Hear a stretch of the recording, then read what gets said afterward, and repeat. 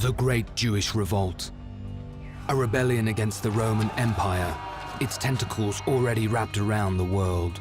The Romans had occupied them, the Romans were abusing them, the Romans were taxing them.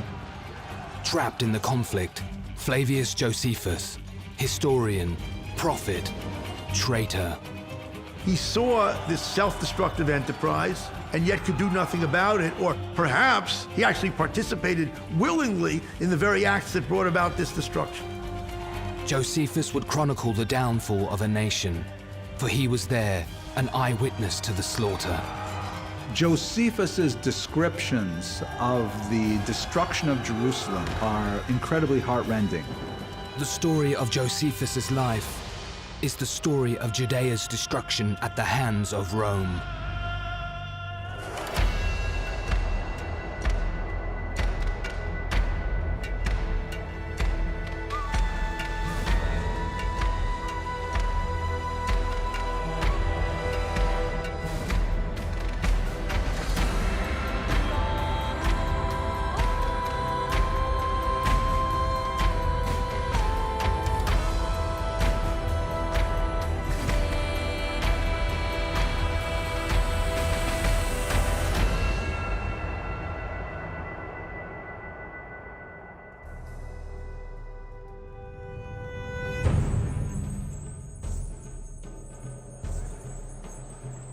In 66 CE, the people of Judea, subjugated to over a century of Roman rule, rose in rebellion against the empire. There was little hope they could vanquish such a powerful foe, but years of resentment and religious zeal stirred many to believe that the Jews could throw off their oppressors. The story would be committed to the annals of history many years later by Flavius Josephus, a Jerusalemite self-exiled to Rome. The account, commissioned by the Roman Emperor Vespasian, under whose protection Josephus sheltered, would not only detail his defection, but the destruction of his own people and their temple. Josephus is a Jewish historian who lived in the 1st century CE. Josephus wrote 3 notable works. The first was an account of the Jewish War, the second was the Antiquities of the Jews, and the third is an autobiography, The Life, in which Josephus justified his own actions during the revolt against Rome.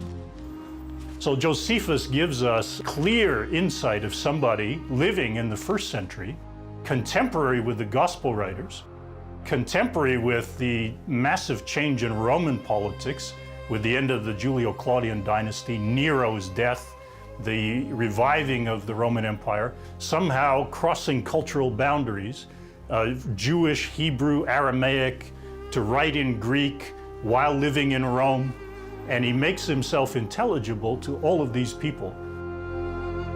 But at the same time, he's an extremely gifted writer with a tremendous sense of drama and a tremendous sense of emotion that really carries across the page, such that his writing feels fresh even today, 2,000 years later.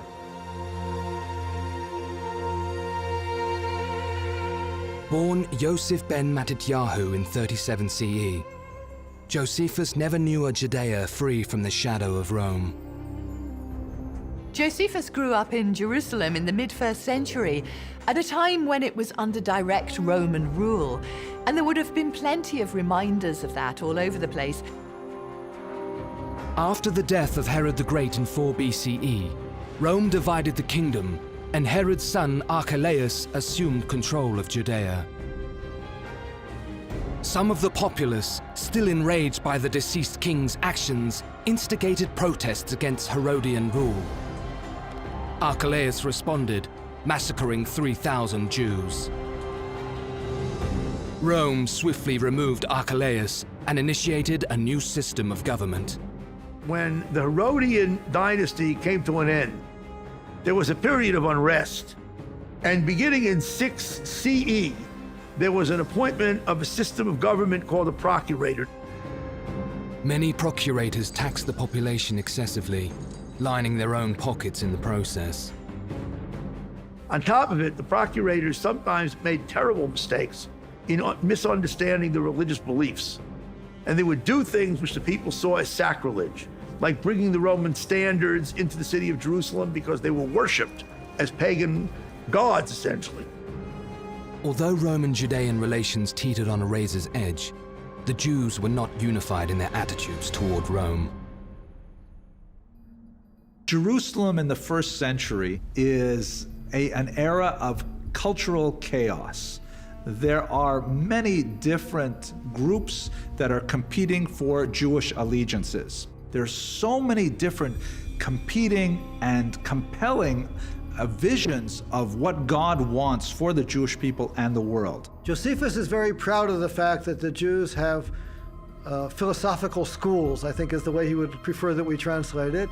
A number of places in his writings, including in his autobiography, he refers to a triad. He says there are three of them.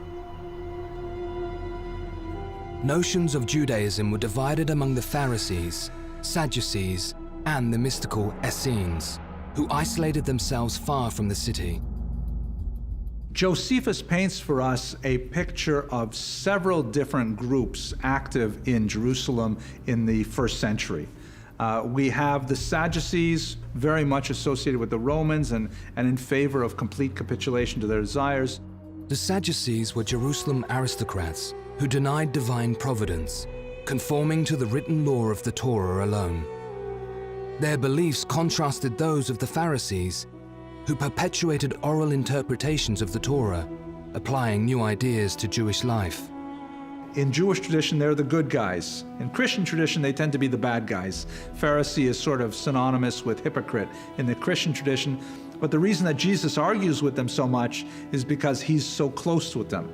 Si è molto discusso riguardo ai farisei. Ci sono state le opinioni più diverse, ma sostanzialmente dobbiamo ritenere che fosse il gruppo religioso più importante all'interno del mondo ebraico.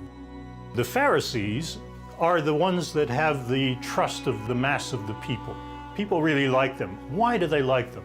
Well, he says that they have a clear view of the afterlife, and with that, a system of morality that goes along with the idea of final judgment. The Pharisees were no great lovers of the Romans, and quite often there are riots or uprisings, and Pharisees take part in them. But at the same time, most Pharisees seem to have believed that God himself would intervene to change things in God's good time.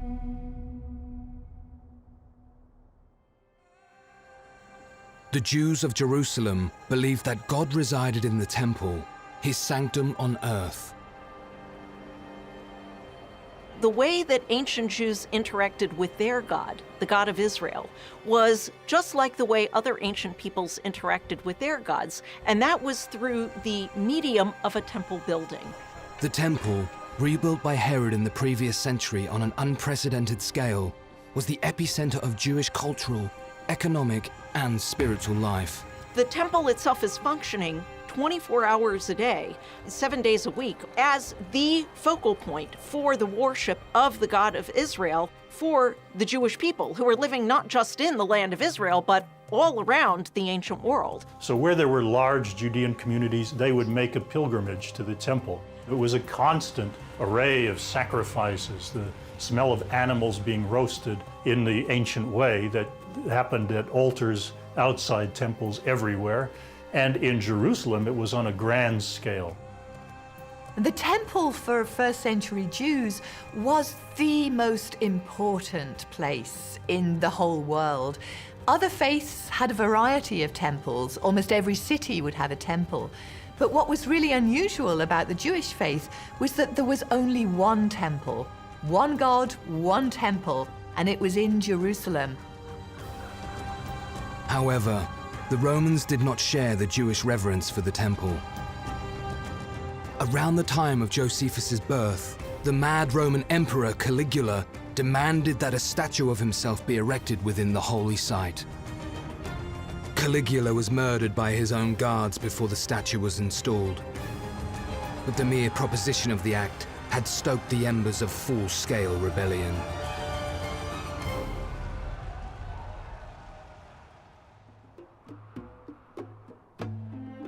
Yet life at the Jerusalem temple was just one facet of wider Jewish belief. Josephus journeyed into the desert, seeking a greater understanding of his people and their connection to God. Having grown in the presence of the Pharisees and Sadducees, Josephus sought out the secluded Essenes. The site of Qumran is located on the northwest shore of the Dead Sea.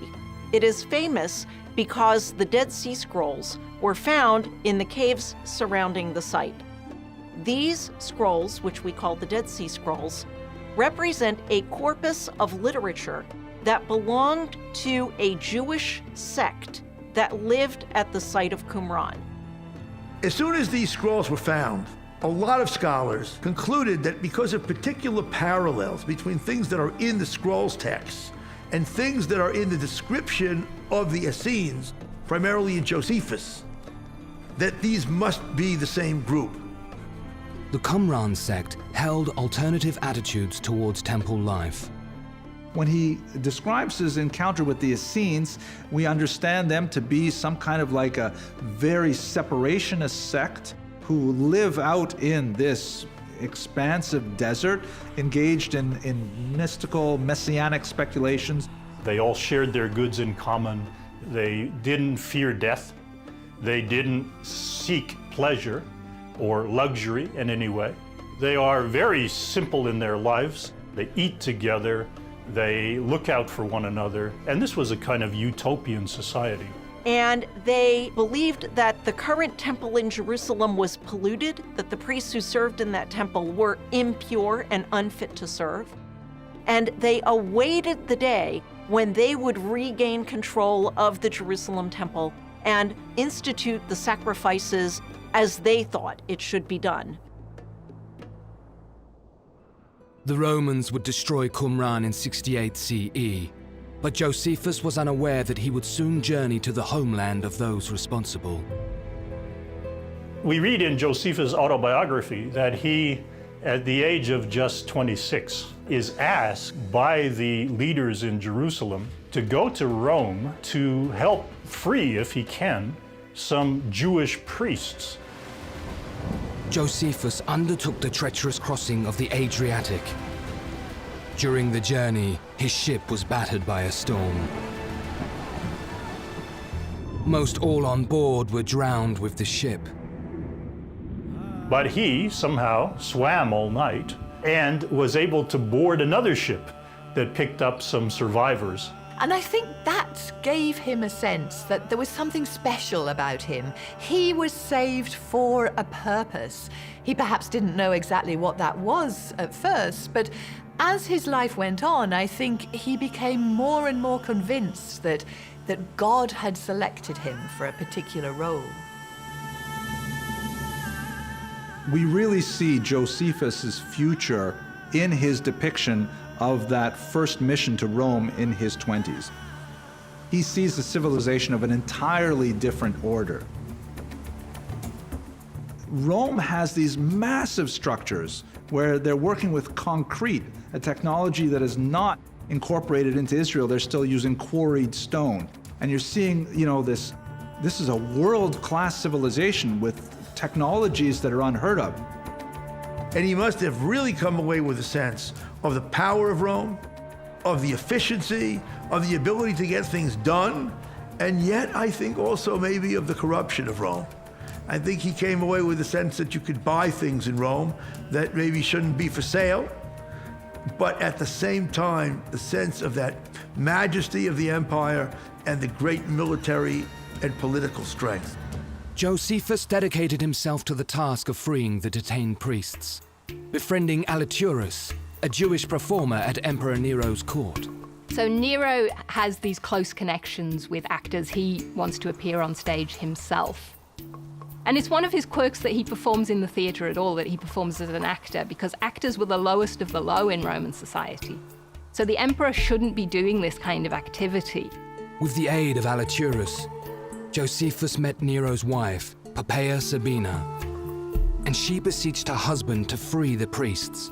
Giuseppe riesce a addirittura entrare nelle grazie di Poppea E diciamo che questo passo di Giuseppe nella vita, nell'autobiografia, è uno dei pochi passi in cui Poppea è definita timorata di Dio, greco Teosebes, che a qualcuno ha fatto pensare anche addirittura che Poppea fosse di origine ebraica. Granting the priests liberty was a rare act of mercy from the emperor. During his time in Rome, Josephus came to learn the depths of Nero's cruelty and madness. Nero is known for being somebody who is quite cruel and savage and prone to changes of mood. He's demonized by most of our ancient sources. In 64 CE, there's a devastating fire in Rome, and Nero is sometimes thought to have been responsible for it. This fire destroys partly or completely 10 of the 14 regions of Rome. La cosa strana è che Giuseppe venne a Roma proprio nell'anno nell'anno del famoso incendio sotto Nerone. E la cosa curiosissima è che non parla affatto di questo episodio, pur soggiornando appunto a Roma. It's actually only Tacitus who states that Nero was directly responsible. Whether Nero set the fire or not, the following year, Josephus's patron did suffer Nero's wrath. Poppaea has a particularly nasty, grisly end because Nero gets annoyed with her one day, and we're told that he kicks her to death while she is pregnant.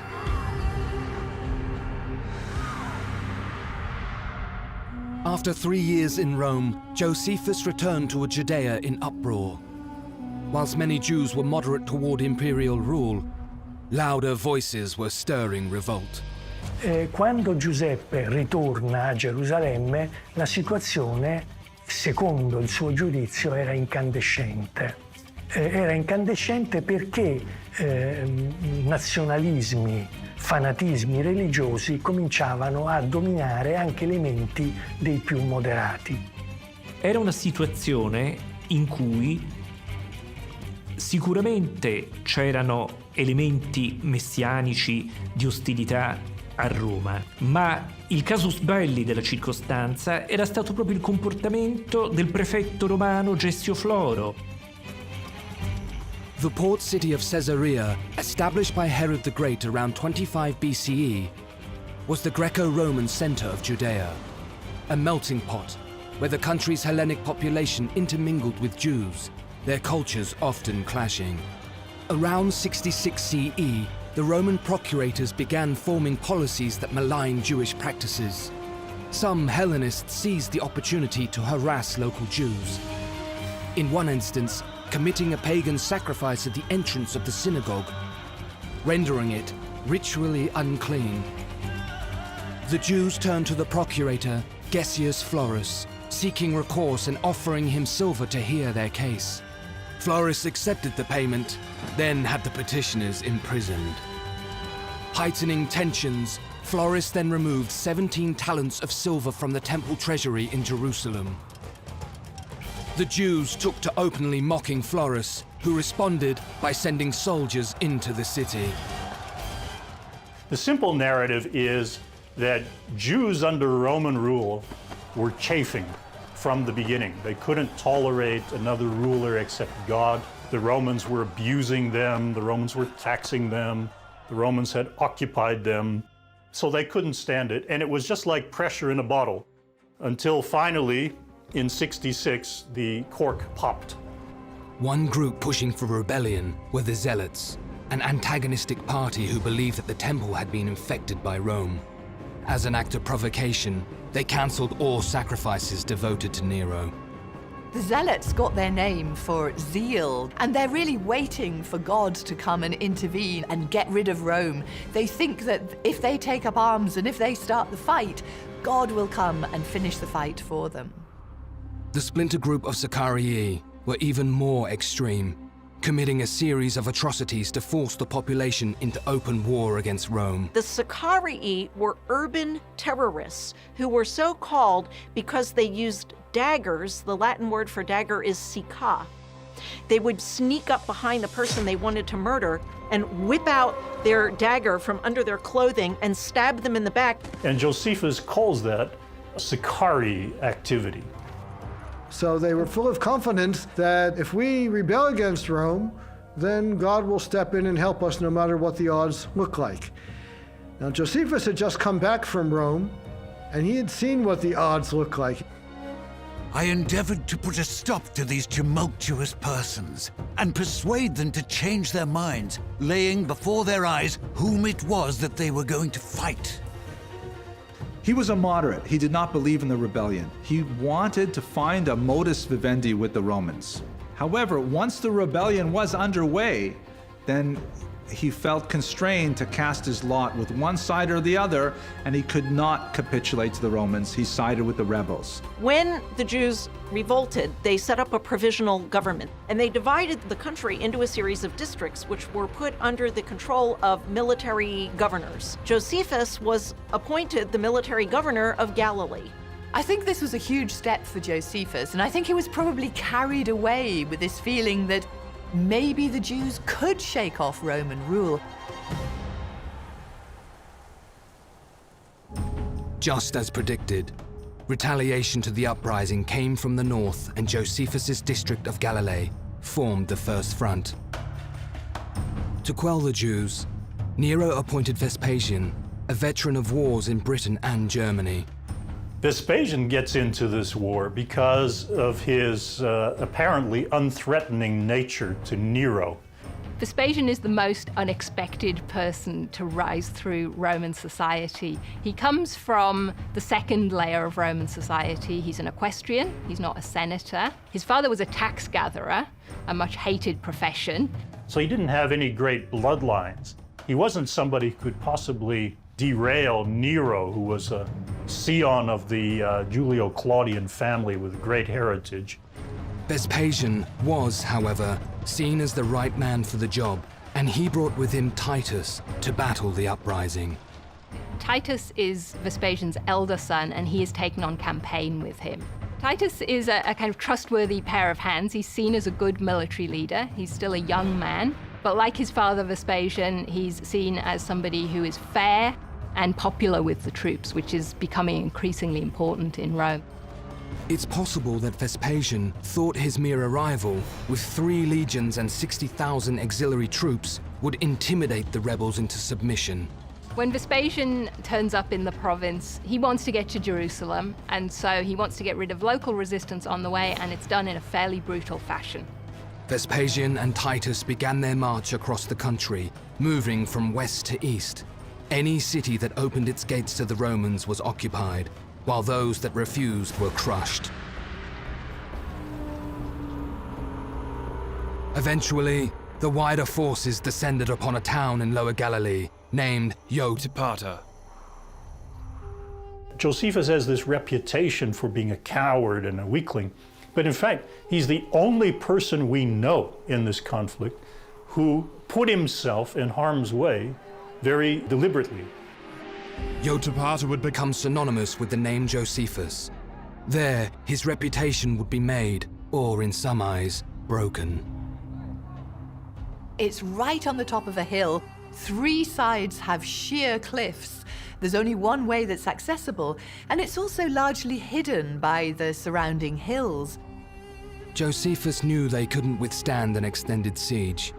The township relied on a limited water supply. With 40,000 people inside the walls, they simply wouldn't last. The people are in a very well fortified town, but about to face an army that they can't beat. He writes back to Jerusalem and says, essentially, what should I do? If you want me to put up any kind of resistance here, please send an army for me to do that. But of course, they have no army to send. Now, he wants to run away, and they tell him, no, you can't run away, because we need you to stay and help us defend the place. In early June 67, Vespasian and Titus arrived, pitching their camp north of the town, its only accessible side. So you've got this display of these well-armed legionaries glinting in the sunlight, looking incredible and intimidating, even to another army, let alone a civilian population They were systematically building their siege works, gradually hemming the Judeans in this town and making ready their last assault. Josephus persevered, engineering schemes to keep the Romans at bay. He had absolutely nothing at his disposal, no army. He's facing 60,000 of the finest, most professional soldiers in the world, and he has nothing. But he says, I still held them off. To give Josephus some credit, he does seem to be quite good at coming up with ruses to try and subvert the Roman activities, including at one point throwing water out the sides to try and persuade the Romans that they actually have vast amounts of water in the city, even though actually they don't. He says, I did everything possible, but hey, obviously after about 6 weeks, they overran the place.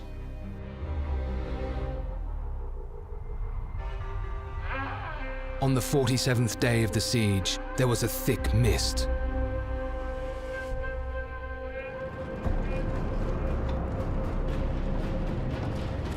A band of Romans, led by Titus himself, made their final move against the walls of Jotapata.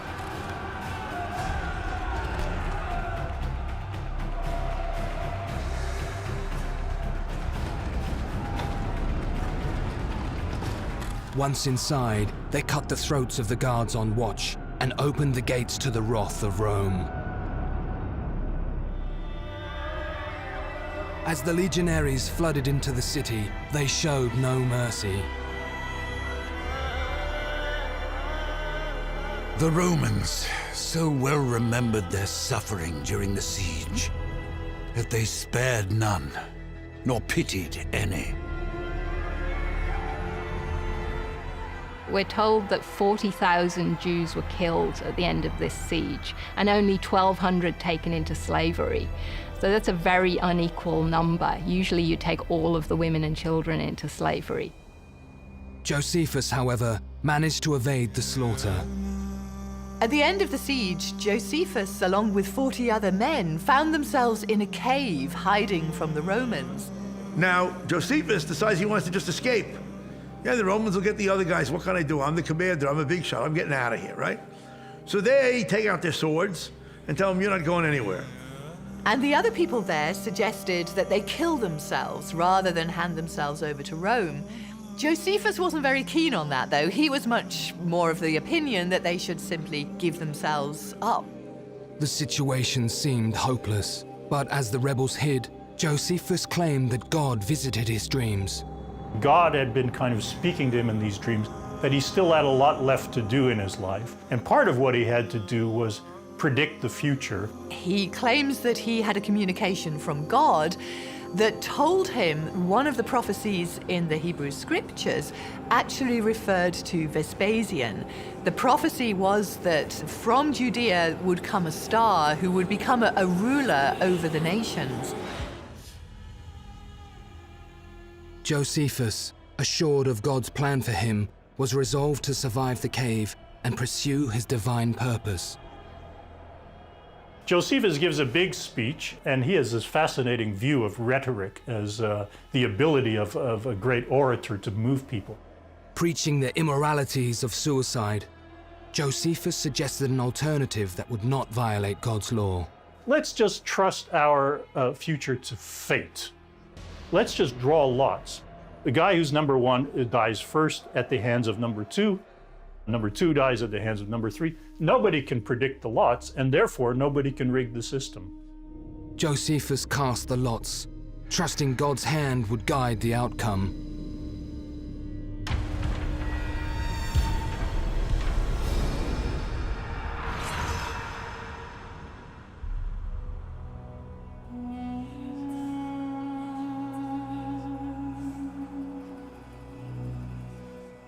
You'll never guess what happened. By the lots, I was left last with one other guy.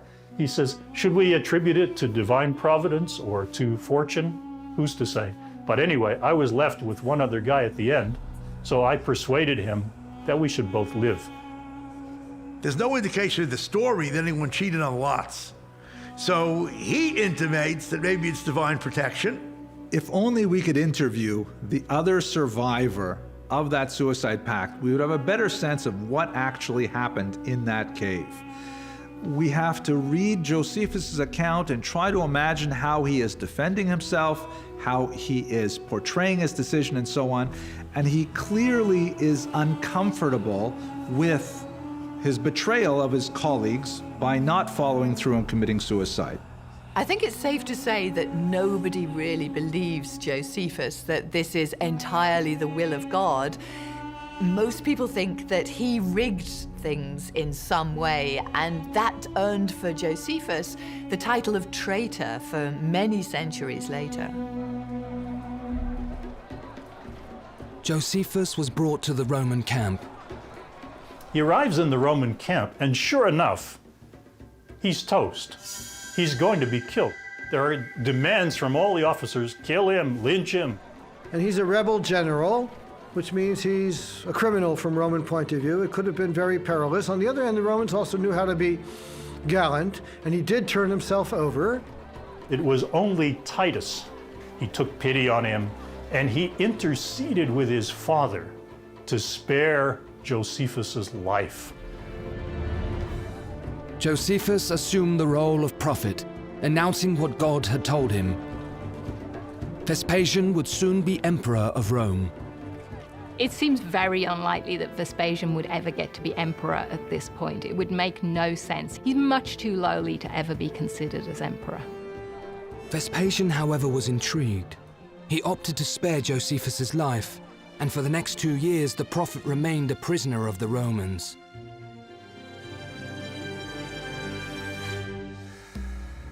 In Rome, Nero was later accused as an enemy of the people and attempted suicide.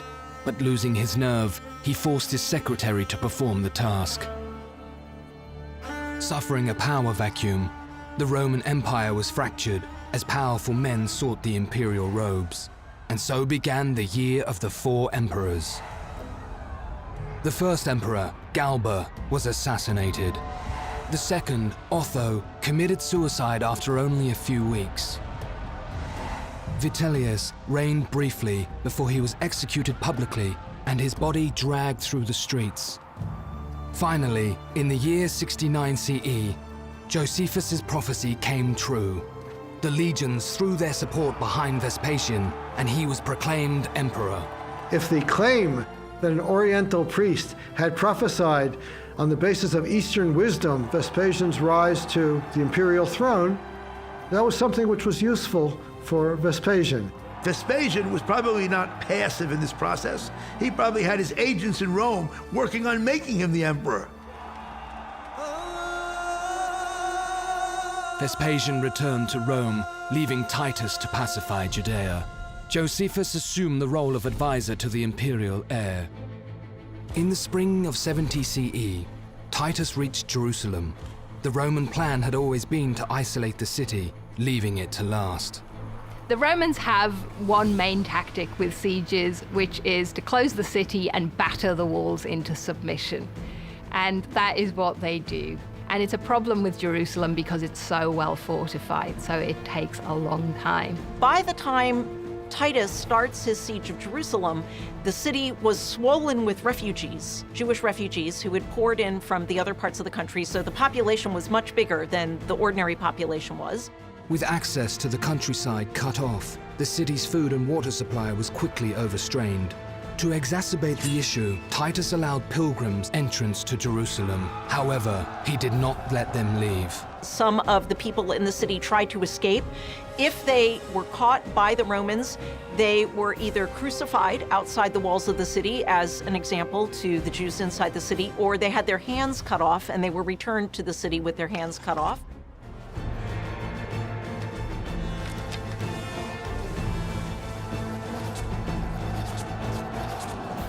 Some people start pushing for surrender, other people start pushing for all the more strict adherence to God's will, which is, of course, rebellion against Rome. And if we all were really consistent enough, of course, God will have to step in at the last moment. The city was divided among different rebel factions that were fighting among themselves. So they were actually killing each other off and fighting for control. These were really bloodthirsty factions. Among those clashing for dominance were the Zealots, who had lost sight of their common enemy. On the one hand, they were fighting over who would lead the revolt, but who would lead the revolt is the ones that control the temple. So you have this constant battling over the temple, and these groups are killing one another, and they're killing one another as much or more than the Romans. In fact, Vespasian's advice at first is simply to leave them at it because they're going to kill themselves off. They don't need any Roman intervention. But Titus strengthened his grip on the city, ensuring that the pressure he inflicted outside the battlements equaled the tensions within. Now, during Titus's siege of the town, things reach a real head because these factions are fighting with each other, and each of them is guarding the gate so that nobody leaves. Anybody caught by the rebel leaders inside the city who was trying to escape was punished.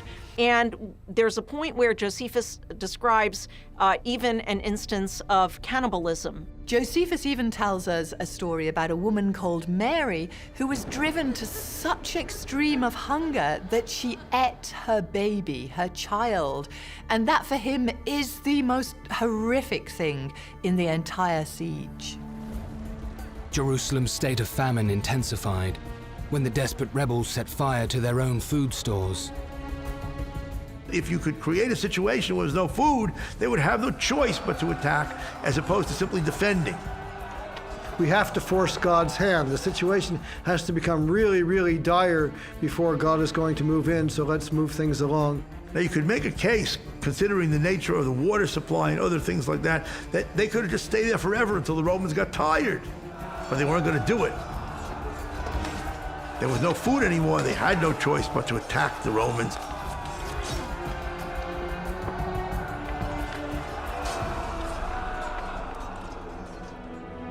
With Roman casualties mounting, Josephus was sent to make an impassioned plea before the city walls, calling the Jews to lay down their arms.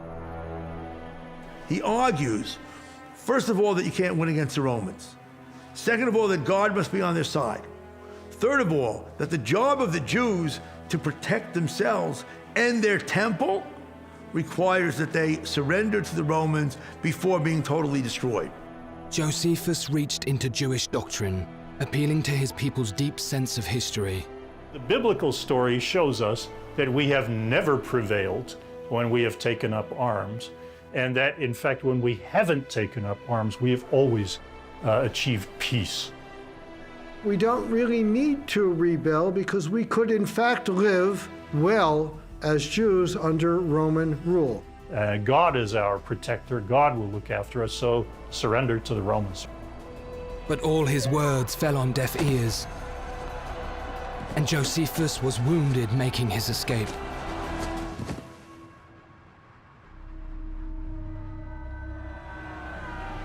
After 8 months besieging the city, Titus concentrated his efforts battering Jerusalem's series of walls.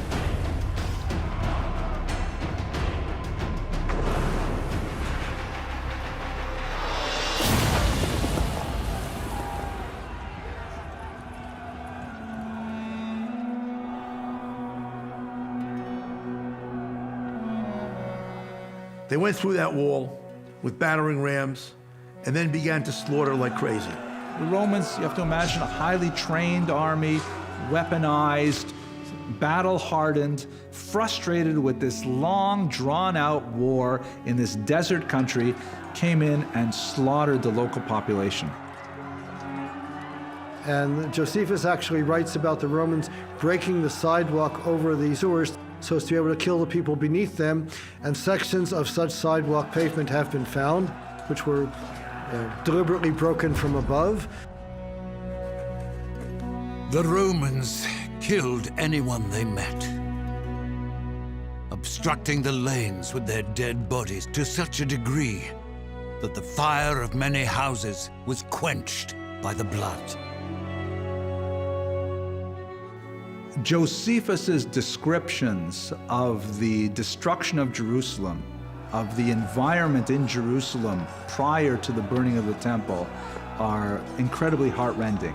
And you feel not only his own artistic talent, but his deep emotive connection to his compatriots in Jerusalem. Ecco, sulla distruzione di Gerusalemme lui ha parole di grandissimo lutto e dolore, questo non c'è dubbio. La descrizione che fa nell'autobiografia delle rovine, delle macerie, è veramente impressionante e denota sicuramente che già in età matura egli ha ancora serba in sé il ricordo di questo dramma infinito. There was rampant killing, stealing, rape, and only when Titus got into the city did he stop his men. Titus himself had not intended to destroy the city. He wanted to take the city and keep it as a jewel for Rome and, reestablish it on a sounder footing. The Roman soldiers overcame the various rebel factions, hacking their way toward the temple. And the way Josephus tells the story, the temple happened to be destroyed because one of Titus's soldiers, who Josephus says seems to have been moved by a supernatural impulse, that's a literal quote, threw a torch into the temple, and it proved impossible to put out the flames, which caught very quickly, and by the time Titus heard of this, and he was, of course, very distraught about this, but he couldn't do anything about it. The flames had gone so far that they could not be put out. Josephus is always writing for his audience. And we should understand that the destruction of the temple in Jerusalem would have been akin to destroying a great historical cultural monument for the Romans, something which they were loath to do. In general, Romans valued and respected antiquity. According to Josephus, Titus's opinion was that we should under no circumstances destroy the temple. It's not the type of thing civilized people will do. It's not a pious thing to do. Which of course leaves the question, so how did it happen that the temple was destroyed? Because Titus was the commander-in-chief. This magnet for Jewish love was finished. And it's even more than that, because in ancient thinking, every people was tied to its place of origin. And this was the place of origin of the Jews.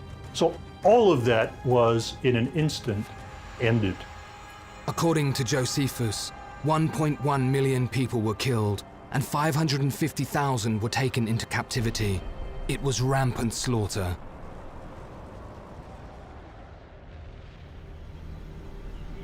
Whilst the Jewish people would forever mourn the loss of the temple, the Romans would memorialize it. The Arch of Titus is built at the edge of the Roman Forum, and it's an arch put there by Titus's brother Domitian. The Arch of Titus shows the Roman soldiers carrying away the great religious objects of the temple. Now we have to remember that in ancient times, when you sacked the temple, you carried away its gods. Now, of course, the Jews don't have any gods because the Jewish God was understood to be invisible, something that the Romans thought was insane. How could anybody have an invisible God? But nonetheless, they thought he was invisible, so they didn't have any statues. So what could you carry away? You could carry the lampstand, you could carry the incense altar. All of that stuff is shown on the Arch of Titus, which commemorates the carrying away of the temple treasures of Jerusalem as if it was the God being led into exile in Rome.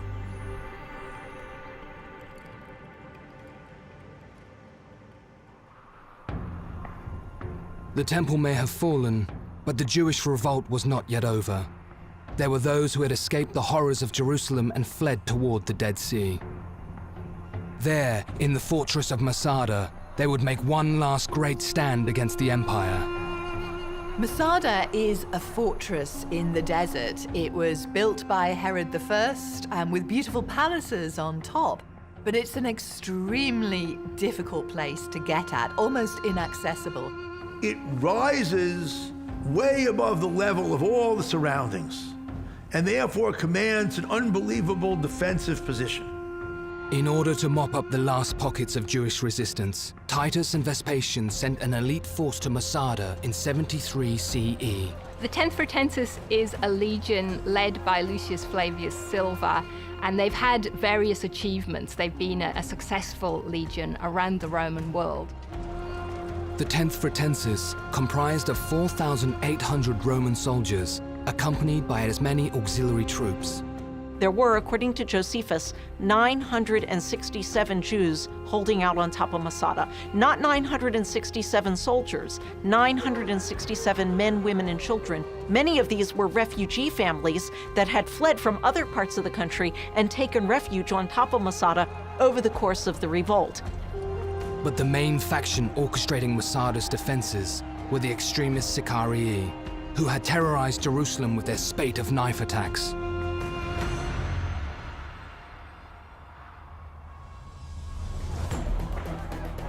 Arriving at the base of the mountain, Silva set his force to work immediately, setting up camps and forging a wall over 3.5 kilometers long that encircled the rebels. The idea is to seal off the mountain, to make sure that nobody can escape and nobody can get in to help the besieged. The Romans hoped they could simply starve the Jews into submission, but the storerooms atop Masada were fully stocked. The Jews on top of Masada could hold out for years, whereas the Romans at the base of the mountain had 8,000 soldiers, plus slaves, plus servants, and they had to bring, through long supply lines going great distances, food and water for all of those every single day. Flavius Silva needed the siege to end quickly, and he would move heaven and earth to achieve his goal. The Roman soldier, we think of them as a fighting force, and they are a very experienced and efficient fighting force. But in order to do that in all the regions of the Roman Empire, they have to also be engineers. He ordered his men to construct an artificial ramp, an assault ramp, going up the western side of the mountain. Built under constant fire from the defenders, the ramp was 600 meters long, constructed within as little as 3 months. It ascended to the fortress walls. It would have been terrifying for the people in Masada to see that landscape changing. When the ramp was complete, the Romans forced their siege tower to the mountain top.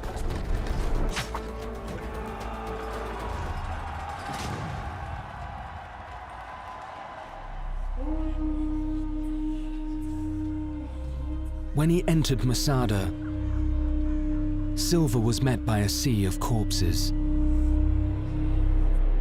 The inhabitants, persuaded by the Sicarii, had taken their own lives.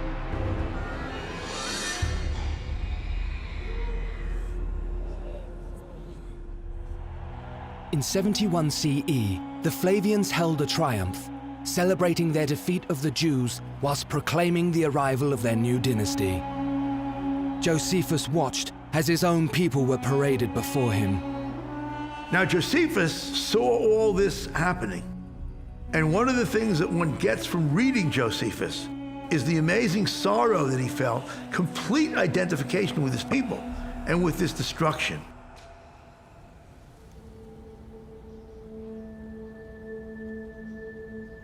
This triumph, however, became the basis of a whole new Roman regime. So now the Flavians have come to power, and they use their supposed conquest of a foreign people as their kind of badge of credibility. Vespasian almost immediately starts work on a huge amphitheater, the Colosseum. And he's able to do it because he's got so much money after the Jewish war from the spoils he's taken from the Jews. So basically the Jews pay for the Colosseum. It's the biggest amphitheater ever built in the Roman world. It sat 50,000 people, we think. And it's kind of the ultimate symbol of Roman culture. It's actually finished off by Titus, so Vespasian never gets to see the finished version of the Colosseum. And it becomes emblematic of their dynasty. And remember, they are a dynasty who's come from nowhere. So this is a great gift to the people of Rome that puts their stamp on Rome. But monuments were not the only way that the Flavians would announce themselves to history. Vespasian commissioned Josephus to write a full account of the Jewish war. From a Roman point of view, this is the story about the amazing success of Vespasian and his son Titus. It's the legitimization of his entire dynasty. Even in the most devastating descriptions of slaughter, Josephus usually finds a way of excusing what Vespasian or Titus have done. They didn't intend to burn the temple, those kind of lines. It was an accident. Josephus adopted the Flavian name. He was given a pension and provided with a residence that had once belonged to the imperial family, where he would write further chronicles of Jewish law. Josephus is writing partly for Romans, to tell them about Jewish history and to try and get them to see the more positive side of Jews and their faith. But he's also probably writing for Jews as well, telling them how to present themselves to the Roman world. Only select Judean factions had been responsible for hostilities toward Rome.